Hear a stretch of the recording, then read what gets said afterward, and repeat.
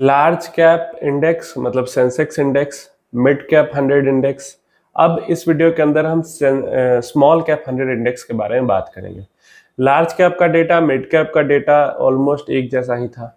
Small का cap का कुछ डेटा एक जैसा है लार्ज मिड के जैसा, लेकिन कुछ डेटा जो है वो लार्ज मिड से अलग भी है। तो ऐसे में अगर आप स्मॉल कैप म्यूचुअल फंड्स के अंदर इंडेक्स करते हो तो 100% नहीं, लेकिन समवट परफॉर्मेंस इंडेक्स से थोड़ा बहुत तो वैसा ही काम करता है। तो ऐसे में अगर आपने इन्वेस्टमेंट किया हुआ है स्मॉल कैप फंड्स के अंदर तो आपको ये वीडियो पूरा देखना चाहिए, ताकि आपका माइंडसेट और स्ट्रांग हो सके और आपको मोटिवेशन मिल सके और समझ में आए कि किस गोल के लिए हमें इन्वेस्टमेंट करना है। खासकर लमसम वगैरह स्मॉल कैप के अंदर कर रहे हो तब तो और समझ लो इन चीजों को। देखिए 2004 से लेकर 2025 तक का स्मॉल कैप 100 इंडेक्स का, निफ्टी स्मॉल कैप 100 इंडेक्स का डेटा है। तो हम देख पा रहे हैं यहाँ पे कि लगभग हर साल 2004 से लेकर 2025 तक स्मॉल कैप जो 100 इंडेक्स है वो गिरी है, ठीक है। और सेंसेक्स और मिड कैप से ज्यादा गिरी है। कई सालों में बहुत ज्यादा गिरी है, कई सालों में बहुत ज्यादा नहीं गिरी है। जैसे 2007 की अगर बात करते हैं, 2007 में तो स्मॉल कैप मिड कैप से कम गिरी थी, ऑलमोस्ट लार्ज कैप सेंसेक्स से जितना ही गिरी थी। और 2012 में तो सेंसेक्स और मिड कैप दोनों से ही कम स्मॉल कैप गिरी थी। क्लियर है। लेकिन इसके अलावा लगभग हर साल, जैसे 2008 वाली क्राइसिस में 76% फॉल स्मॉल कैप 100 इंडेक्स के अंदर आया था। कोविड क्राइसिस में 47% का फॉल स्मॉल कैप के अंदर आया था। रिसेंट इसी साल स्मॉल कैप इंडेक्स जो है वो 23% तक गिरी थी इंट्रा ईयर में। अभी तो काफी ऊपर आ गई है, लेकिन 23% तक गिरी थी। तो लगभग हर साल हमें क्या देखने को मिल रहा है कि स्मॉल कैप गिर रही है, और ज्यादातर साल जो है वो स्मॉल कैप से ज्यादा मतलब लार्ज कैप से ज्यादा मिड और मिड से भी ज्यादा स्मॉल कैप गिर रही है। ऐसा हमें पिछले 22-23 सालों का ट्रेंड जो है वो स्मॉल कैप 100 इंडेक्स का दिखा रहा है। अब यहाँ पे क्या है, only 1 out of the last 21 calendar years small caps had intra year decline less than 10%। सिर्फ एक साल ऐसा रहा है पिछले 22 सालों में, 21-22 सालों में, जहां पे स्मॉल कैप 100 इंडेक्स जो है वो इंट्रा ईयर मतलब जनवरी से दिसंबर के बीच में 10% से कम गिरी है, सिर्फ एक साल। तो ऐसे में अगर बीच में गिरावट होती है तो हमें क्यों परेशान नहीं होना चाहिए, आपको समझ में आ रहा है। क्योंकि 10% से ज्यादा तो लगभग हर साल गिर रही है। मतलब मिड कैप में ये था कि 22 सालों में 3 साल ऐसे थे जहां पे 10% से कम गिरावट, स्मॉल कैप में तो सिर्फ एक साल ऐसा है, तो लगभग हर साल 10% से ज्यादा गिर रही है। तो small caps are more volatile than large and mid cap, witness 15 to 30% average, 15 से लेकर 30% तक एवरेज टेम्पररी डिक्लाइन ऑलमोस्ट हर साल इंट्रा ईयर होता ही होता है। समझ में आ रहा है। तो इसलिए जब गिरावट होती है स्मॉल कैप के अंदर, लार्ज कैप से मिड कैप से ज्यादा होती है और लगभग हर साल होती है और बहुत भयावह भयंकर तरीके से दिखता है, तो सबसे पहली सीख तो ये लेनी है कि हमें डरना नहीं है, पैनिक नहीं करना है, पैनिक सेलिंग नहीं करनी है। अगर इस तरीके की हर साल की गिरावट को हम नहीं झेल सकते तो हमें स्मॉल कैप से दूर रहना चाहिए, हमें लार्ज वगैरह में या हाइब्रिड वगैरह में घुसना चाहिए। ठीक है, पहली चीज तो ये क्लियर हो जाती है। सेकेंड डेटा मैं आपको दिखा रहा हूं, यहां पे हर साल ऑलमोस्ट 15% प्लस की गिरावट होने के बावजूद में हर 4 साल में से 3 साल जो है स्मॉल कैप 100 इंडेक्स ने पॉजिटिव में क्लोजिंग दी है। 71% ऑफ द टाइम पिछले 21-22 सालों में 71% ईयर्स में जो स्मॉल कैप 100 इंडेक्स का क्लोजिंग है वो पॉजिटिव रहा है। मिड कैप के केस में ये 77% था। समझ में आ रहा है। हर 4 में से 3 साल जो है वो पॉजिटिव में ही क्लोजिंग दे रहे हैं, जबकि हर साल ही 15%, 20%, 10% से ऊपर तो गिरावट हो रही है।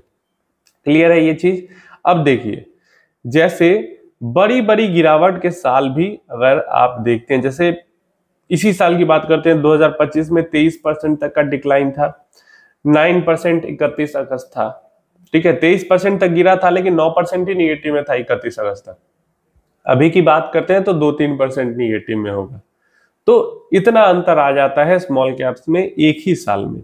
पिछले 2024 की बात करते हैं 14% तक टूटा था, लेकिन क्लोजिंग 25% पॉजिटिव में है।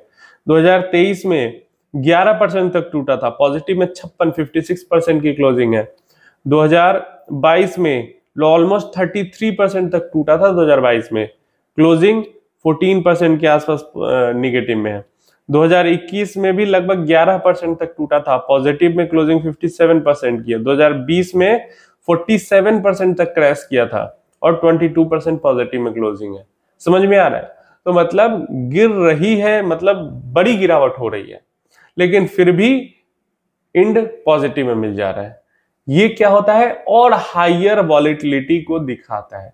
सेंसेक्स से ज्यादा वॉलेटिलिटी हमें मिड कैप 100 इंडेक्स के अंदर देखने को मिली, मिड कैप 100 इंडेक्स से भी ज्यादा वॉलेटिलिटी हमें स्मॉल कैप 100 इंडेक्स के अंदर देखने को मिली।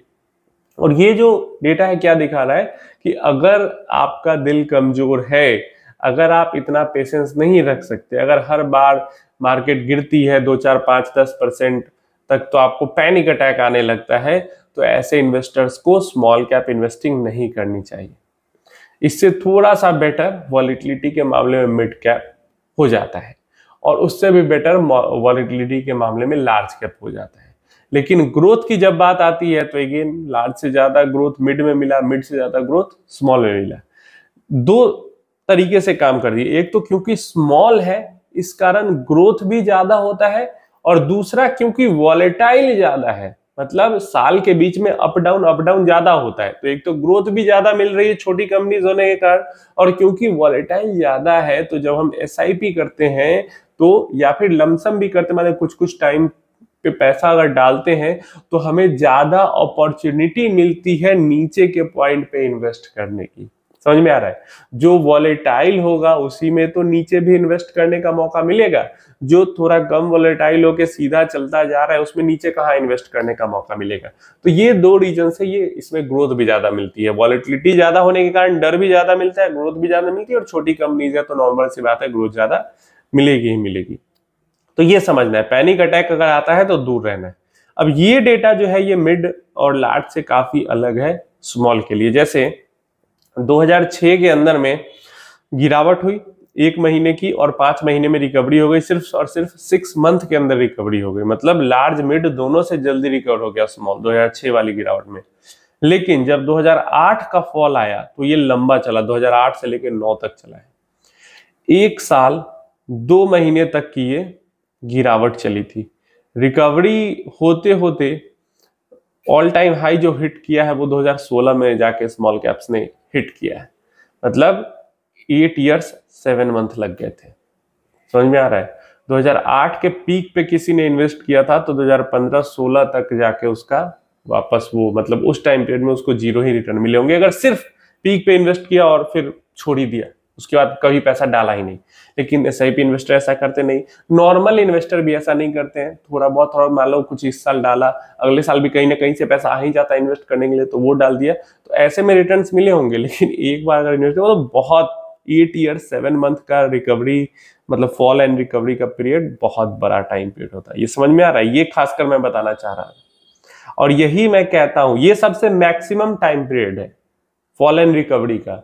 इसीलिए मैं कहता हूं 10 साल का नीचे का टाइम पीरियड हो तो स्मॉल कैप के अंदर मत घुसो, क्योंकि सबसे लंबा फॉल एंड रिकवरी इसी में लगा था, जो कि 8 साल और साथ में तो 8.5 साल का था।